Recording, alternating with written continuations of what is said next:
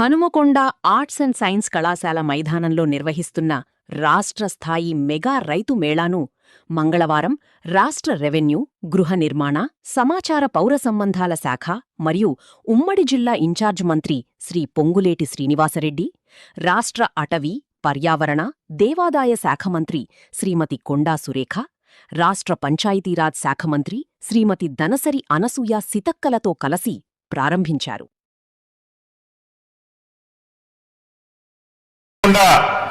వేలాదిగా ఈ ఉమ్మడి జిల్లా నుంచి ఇక్కడికి విచ్చేసిన రైతన్నలకి మనస్ఫూర్తిగా మరొక్కసారి రాష్ట్ర ప్రభుత్వ పక్షాన అభినందనలు తెలియజేస్తున్నాను. ఇది ప్రజాప్రభుత్వం. ఈ ప్రజాప్రభుత్వంలో ప్రజాప్రభుత్వం ప్రగతి ప్రణాళిక దాంట్లో భాగంగా ప్రజల వద్దకి ప్రభుత్వం పంపించే దాంట్లో కార్యక్రమంలో భాగంగా 99 రోజులు ఈ 3వ సంవత్సరంలో కాలు పెట్టిన సందర్భంగా రాష్ట్ర ప్రభుత్వ పక్షాన అధికారులందరినీ కూడా మీ గ్రామాలకి మీ వార్డులకి పంపిస్తున్న సంగతి మీకు తెలుసు. ఈ 99 రోజుల్లో భాగమే ఈ రైతులకు సంబంధించిన కార్యక్రమాన్ని కూడా వారం రోజులు ఏర్పాటు చేసుకున్నాం. మీకు గుర్తుండాలి, ఇదే మైదానంలో 2022లో మనందరి నాయకులు, భావి భారత ప్రధాని మన రాహుల్ గాంధీ గారు అద్భుతమైన రైతు డిక్లరేషన్ సమావేశం రేపు అంటే మే 6వ తారీఖు నాడు ఇదే వేదికగా లక్షలాది మంది రైతన్నల సమక్షంలో మీ దీవెనలతో తెలంగాణ రాష్ట్రంలో ప్రజాప్రభుత్వం వచ్చిన తర్వాత ఏ రైతులకైతే సంఖ్యలో వేసి నడి రోడ్డు మీద చంటి బిల్లలతో నడిపించకపోయిన ప్రభుత్వాన్ని మీరు దించిన తర్వాత రైతన్నులకి ఇచ్చిన ప్రతి మాటని మీ ప్రభుత్వం ప్రజాప్రభుత్వం వచ్చిన తర్వాత నెరవేరుస్తామని చెప్పి ఇచ్చిన మాట ప్రకారం మీ దీవెనలతో మీ ఆశీస్సులతో తెలంగాణ రాష్ట్రంలో ప్రజాప్రభుత్వం వచ్చిన తర్వాత గౌరవ ముఖ్యమంత్రి రేవంత్ రెడ్డి గారి నాయకత్వంలో రైతుల పక్షపాతి ప్రభుత్వంగా ఈనాడు పనిచేస్తున్న సంగతి మీకు తెలియంది కాదు. ఆనాటి ప్రభుత్వం ఏవైతే అరాకొరా మంచి పనులు చేస్తే వాటన్నిటినీ కొనసాగిస్తూ ఆనాటి ప్రభుత్వం ₹1,00,000 రుణమాఫీ చేయడానికి 10 సంవత్సరాలు పడితే ఈ ప్రజా ప్రభుత్వంలో రాష్ట్ర ఆర్థిక పరిస్థితిని ఆనాటి పెద్దలు కొల్లగొట్టినా, అప్పుల ఊబిలో నింపినా, రైతులకు ఇచ్చిన మాట ప్రకారం 25 లక్షల రైతన్నులకి 21,000 కోట్లు ప్రభుత్వం వచ్చిన మొదటి 9 నెలల్లోనే నా రైతన్నులకు ఇచ్చిన ప్రభుత్వం మీరెన్నుకున్న ప్రభుత్వం. వరి వేస్తే ఉరి అని ఆనాటి పెద్దలు చెప్తే ఈనాటి ప్రభుత్వం వరేసిన రైతన్నులకు మద్దతు ధరతో పాటు సన్న వడ్లకి క్వింటాలకి ₹500 బోనస్ ఇస్తున్న ప్రభుత్వం మీ దీవెనలతో ఈనాడున్న ప్రభుత్వం. రైతు భరోసా కార్యక్రమం ద్వారా ఆనాటి పెద్దల ఎకరానికి ₹10,000 2 విడతల్లో ఇస్తే మీరెన్నుకున్న ప్రభుత్వం ₹12,000 ఇచ్చిన ప్రభుత్వం మీరెన్నుకున్న ప్రభుత్వం. రైతు బంధు ఇచ్చాం, ఇంకేమి ఇవ్వాల రైతులకని రైతుల్ని చూసి హేళనగా ఆనాటి పెద్దలు మాట్లాడితే ఈ ప్రభుత్వం ₹12,000 ఎకరానికి ఇస్తూ ఏవైతే ఈనాడు పనిముట్లు మనం ఇచ్చుకుంటున్నామో రైతులకు పరికరాలు వాటిని ఇస్తూ కేంద్ర ప్రభుత్వం నుంచి వచ్చే మ్యాచింగ్ గ్రాంట్ కూడా సుమారు ₹1,200 కోట్ల ఈ ప్రభుత్వం ఈనాడు ఇస్తుంది. వీటన్నిటికీ పెద్ద గుండు సున్నా ఆనాటి పెద్దలు చుడితే ఈ ప్రభుత్వంలో రైతుని రాజు చేసేదాకా ఒక్క అడుగు కూడా వెనక్కేయమని ఈ ప్రభుత్వం ఈనాడు రైతుల పక్షపాతి ప్రభుత్వంగా పనిచేస్తుంది. ఆ మేధావులు చెప్తుంటారు, అసలు రైతు రుణమాఫీ చేసింది ఎవరు? మొట్టమొదట ఆనాడు కేంద్రంలో మన కాంగ్రెస్ ప్రభుత్వం అధికారంలో ఉన్నప్పుడు మన్మోహన్ సింగ్ గారి ప్రభుత్వంలో ఇక్కడ ఆనాడు దివంగత నేత రాజశేఖర రెడ్డి గారు ముఖ్యమంత్రిగా ఉన్నారు. ఆనాడు కాంగ్రెస్ ప్రభుత్వమే దేశానికి ఆదర్శంగా రైతులకు రుణమాఫీ చేసిన ప్రభుత్వం కాంగ్రెస్ ప్రభుత్వం. ఉచిత విద్యుత్ ఇచ్చింది కాంగ్రెస్ ప్రభుత్వం. ఆ ఉచిత విద్యుత్ పేటెంట్ కాంగ్రెస్ ప్రభుత్వాన్ని. ఇలా రైతులకి అనేకమైన కార్యక్రమాలు చేస్తా ఉంటే పదవి పోయింది అనే బాధ, అయ్యో ప్రజల్లోకి పోతే మమ్మల్ని డేకట్లేదని మరొక గోల, నిరంతరము కడుపు నిండా విషాన్ని నింపుకొని నిన్న మొన్న చూస్తున్నాం. నిజమొప్పుకుంటాం, ఈ ప్రభుత్వం అధికారంలోకి వచ్చిన తర్వాత వరి విషయానికి వస్తే దేశంలో అత్యధికంగా వరి పండించే రాష్ట్రం ఈ తెలంగాణ రాష్ట్రం. పండిన ప్రతి గింజని గడిచిన 2 సంవత్సరాల్లో పోయిన పంటలో ఈ ప్రభుత్వం కొంది. ఈ పంటను కూడా, ఈ రెండో పంటను కూడా, మొక్కలు కూడా భగవంతుడి దయతో రైతుల కష్టంతో అత్యధికంగా పంటలు పండాయి. పండిన ప్రతి గింజని ఈ ప్రభుత్వం చిత్తశుద్ధితో కొంటది.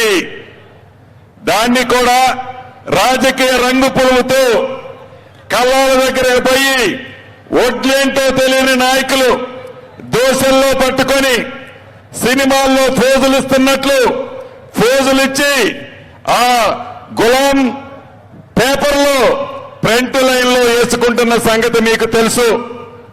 అయినా కూడా నిన్న కేబినెట్ లో, ఇందాక అక్కలు చెప్పినట్లు, కేబినెట్ లో కూడా సుదీర్ఘంగా రైతులకు ఎక్కడ నష్టం జరుగుతుంది, ఏ రైతు ఇబ్బంది పడుతున్నాడు, ఎలా కష్టాల్లో ఉన్నాడు, వాటన్నిటినీ పరిష్కరించే బాధ్యత ప్రతి జిల్లాకి, ఉమ్మడి జిల్లాకి ఒక మంత్రి, ఇన్ఛార్జి మంత్రి ఉన్నాడు.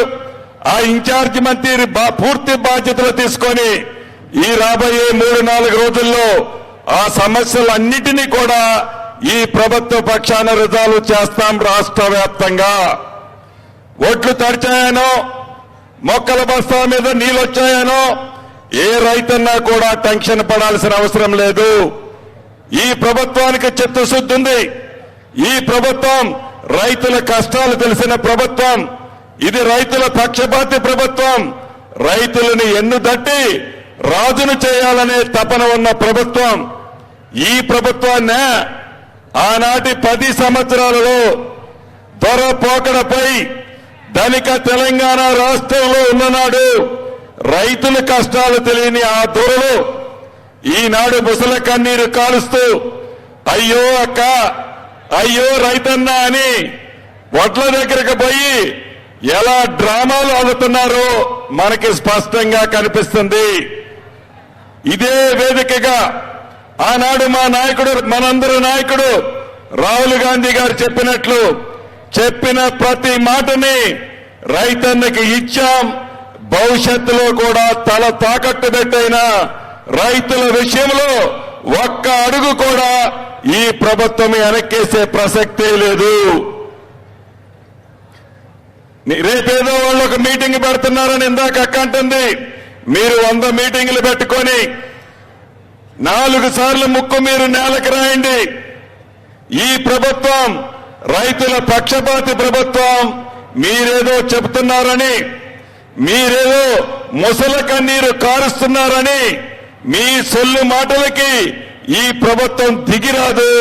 ఇది రైతుల పక్షపాతం ఉన్న ప్రభుత్వం. మీరు చెప్పినా చెప్పకున్నా రైతులకి ఈ ప్రభుత్వం ఇచ్చే చేయూత ఇప్పుడే కాదు భవిష్యత్తులో కూడా తప్పకుండా ఇస్తదని కూడా ఈ వేదిక ద్వారా రాష్ట్రంలో ఉండే ప్రతి రైతన్నకి తెలియజేస్తున్నాము. అంతేకాదు నిన్న మీరు చూశారు తోడు బెంగళాట. కేంద్రంలో ఉన్న బీజేపీ 10 సంవత్సరాలు పరిపాలించిన బీఆర్ఎస్ పార్టీ ఆటలు, డ్రామాలు మీరు చూశారు. అనేక పర్యాయాలు ఆనాడు బీఆర్ఎస్ పార్టీ తెలంగాణ రాష్ట్రంలో అధికారంలో ఉన్నప్పుడు ఆనాటి ప్రధాని పెద్దలు మోదీ గారు కానీ, హోంశాఖ మంత్రి గారు అమిత్ షా గారు కానీ, అదే రకంగా బండి సంజయ్ గారు కానీ, అదే రకంగా కిషన్ రెడ్డి గారు కానీ అనేక వేదికల మీద టిఆర్ఎస్ ప్రభుత్వం అధికారంలో ఉన్నప్పుడు అంటుండేవాళ్ళు, కాళేశ్వరాన్ని ఏటీఎంగా ఓడుకుంటున్నారు, కాళేశ్వరంలో 1,00,000 కోట్లు దోచుకున్నారు అని వారే స్వయంగా అన్నారు.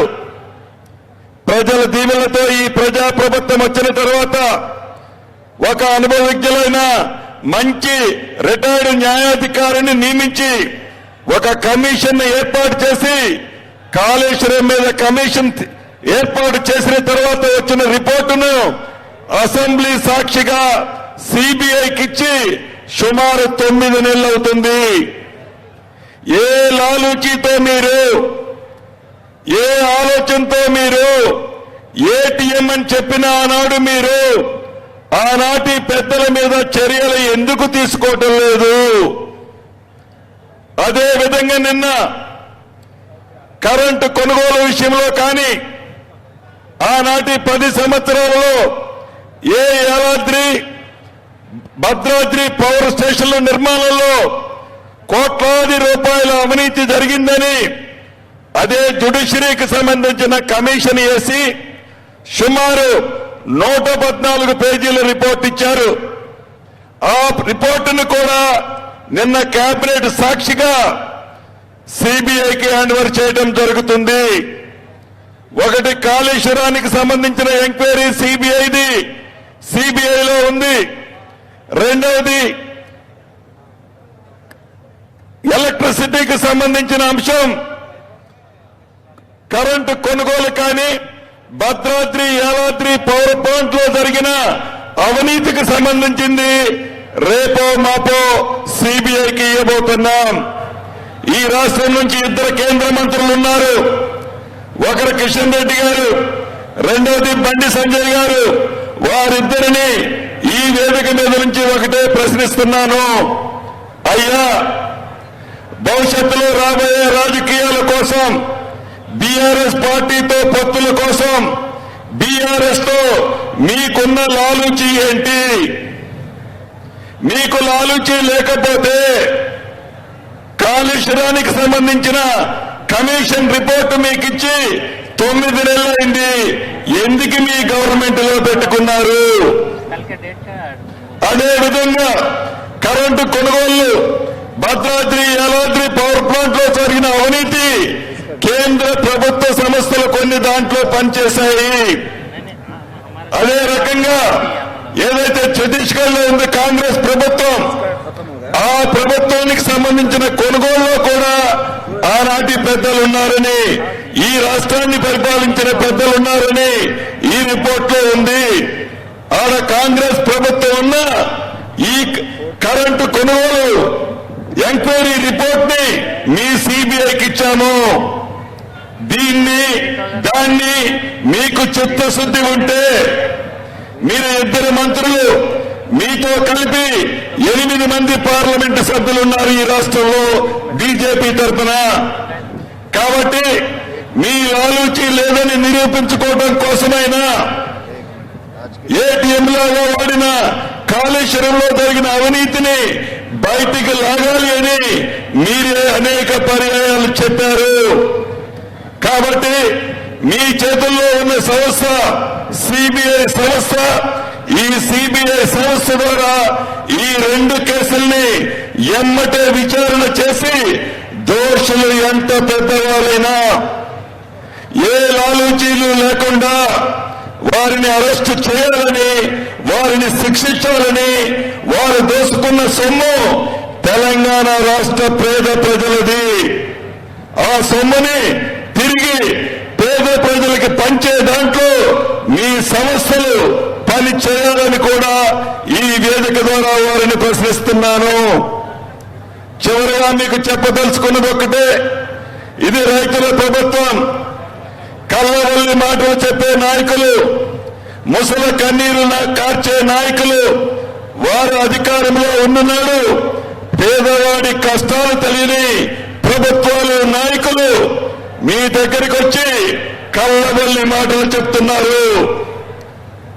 మీరు నమ్మరు అనటానికి నిదర్శనం ఒక్కటే, గడిచిన గ్రామ పంచాయతీ ఎన్నికల్లో ఫలితాలు గడిచిన అర్బన్లో జరిగిన మున్సిపల్ కార్పొరేషన్ ఎన్నికల్లో కాంగ్రెస్ పార్టీకి అత్యధికంగా మీరు దీవించారు.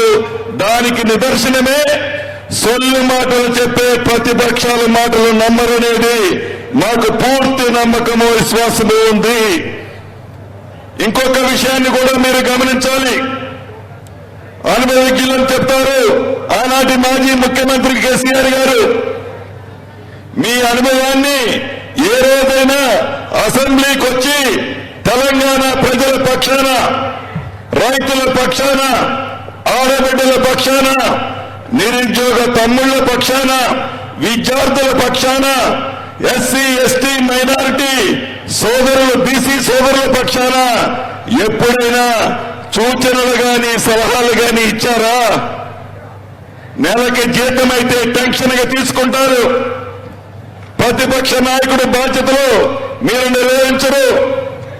ఇంట్లో ఉంటారు, మీ తొత్తులను పంపిస్తారు.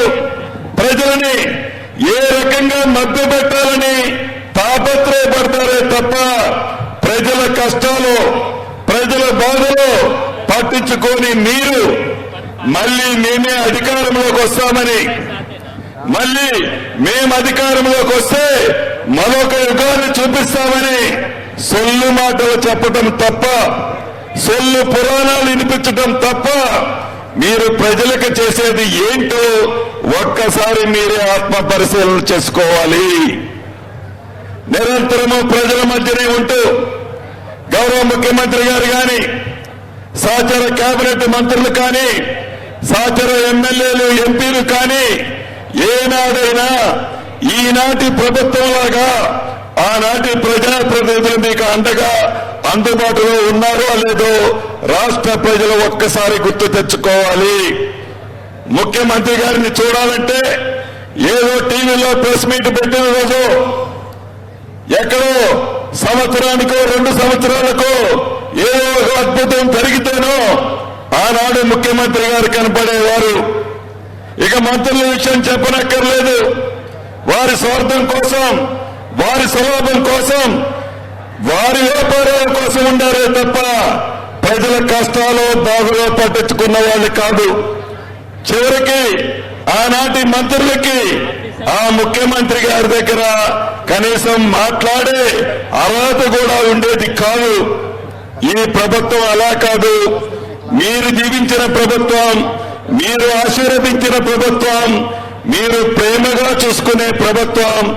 ఎలానైతే మీ దీవెనలు ఉన్నాయో భవిష్యత్తులో కూడా అలానే ఉండే విధంగా ఈ ప్రభుత్వం గౌరవ ముఖ్యమంత్రి రేవంత్ రెడ్డి గారి నాయకత్వంలో ఇప్పుడు కాదు భవిష్యత్తులో కూడా మీ దీవెనలు ఉండే విధంగానే పరిపాలిస్తుందని కూడా మరొక్కసారి మీ అందరికీ తెలియజేసుకుంటూ, ఇంత మండుటెండలో లెక్క చేయకుండా వేలాదిగా లోన ఉడకబోస్తున్నా కూడా వేలాదిగా ఇక్కడికి విచ్చేసిన మీ అందరికీ మరొక్కసారి శిరస్సు వంచి మనస్ఫూర్తిగా అభినందనలు, కృతజ్ఞతలు చెప్తూ సెలవు తీసుకుంటున్నాను.